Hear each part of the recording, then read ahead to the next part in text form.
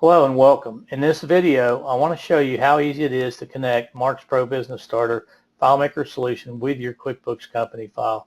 The first thing that we have to do is put the plugin in the extensions folder, which is inside of the FileMaker folder.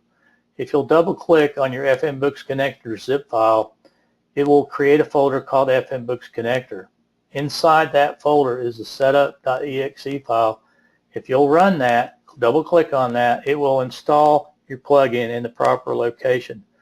Manually, you can go into the connectors extra folder if you wish, go into the plugins folder, grab either the 32-bit or the 64-bit, copy to your clipboard, and then navigate to your extensions folder, which is going to be in the program files folder, FileMaker, FileMaker Pro 16 Advanced, or whatever version you have, and then in the extensions folder. Here's my extension down here already in there. So I'm going to close that window. I'm going to close that window. Now, if you have FileMaker open, you're going to need to close it and reopen it so that the plugin is registered with the application. Once you've done that, go to the Setup button and then to the FMBooks plugin, and then put in your registration license ID, which may be a demo code or a live code. Click the Register Plugin button, and you're going to get a 0 for success. The next thing we want to do is browse for the QuickBooks company file. Make sure that the file is not open or it will not let you select it. So I'm going to come back and I'm going to browse for my company file. I'm going to select the sample product-based file, click Open, and now the path is stored. Next, we're going to need to test the connection or make the handshake to the QuickBooks company file. So we do need to open the file. So we're going to open it up. And we do need to make sure that it's in single user mode for this function. The way that you can tell that, if you're not familiar with QuickBooks, is under the File menu, you'll see either switch to multi-user mode or switch to single. So in this case, we can see that it says switch to multi-user mode, which means we are in single user mode. I'll just minimize QuickBooks, and then I'm going to click on the test connection. Now, before I do that, I'm going to cancel that.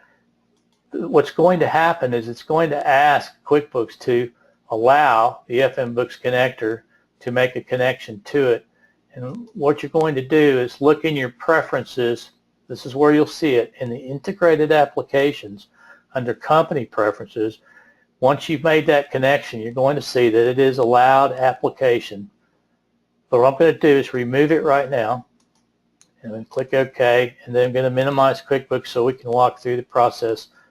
You'll click Test Connection, and then you'll see some activity down here on the status bar. You'll see that a window has popped open asking whether or not we want to allow the FMBooks connector to connect with the QuickBooks company file. You'll have three options. One will be yes, but prompt each time. Well, that wouldn't be very efficient. I wouldn't choose that. I'd say one of the other two options, either yes whenever the QuickBooks company file is open, or yes, even allow access if it's not running. I'm going to go with the last option. This option here, the very last checkbox, is the most important, and that is whether or not you want your FileMaker users to be able to access the Social Security numbers and the credit card information that may exist in your QuickBooks company file. If you do not want them to have that access, then you don't want to check that box. I'm going to check it, and then I'm going to click Continue. It's going to warn us again. I'm going to say yes, allow it, and now we get the access confirmation that the handshake's been made and that the connector does now have access to the QuickBooks company file. I'll click Done there, and then you'll see we have a 0 for the connection result, and that is all there is to connecting your FileMaker Pro solution to the QuickBooks company file. Thanks for watching.